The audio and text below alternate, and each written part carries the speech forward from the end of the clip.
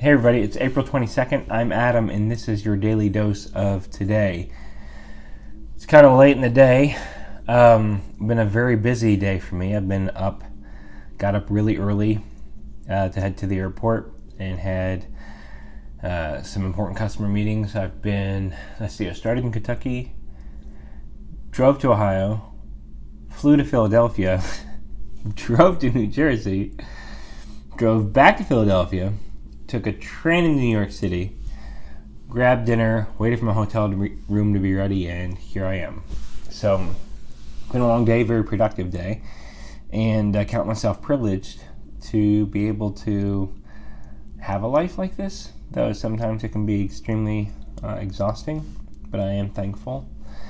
But look, some of you may see the pictures that I've posted, and actually, what I want to say is that you've heard or read the advice to ignore your critics, and I'm going to tell you that's nonsense.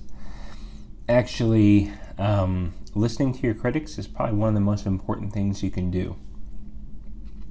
And that's not to say that everything your critics say you need to let weigh you down and bog you down. No. You have to be able to filter and then also parse that critique. Look, if all the feedback I got back on these daily doses of today was that it was garbage or it wasn't worthwhile, then, and that's all I ever heard, then, if I chose to ignore that, then in likelihood I would probably never produce anything worthwhile, or certainly anything that people would listen to. And likewise, like if you're trying to develop a business, and you're trying to find a niche market and say, how can I be successful in this area? You have to listen to your critics. Listening to your critics is what makes you better.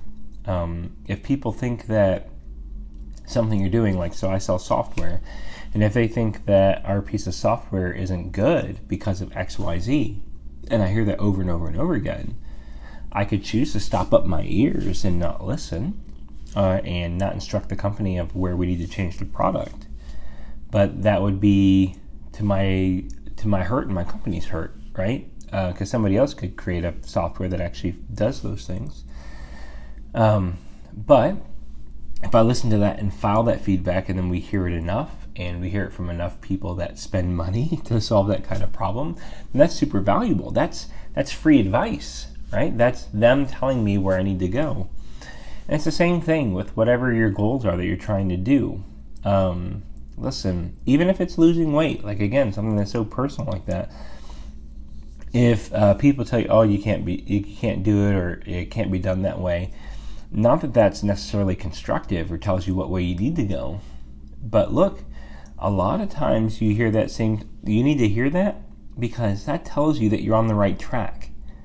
And I'll talk about that more tomorrow as to why that is and why it can be a good indicator, because I definitely want to finish off on this thought today.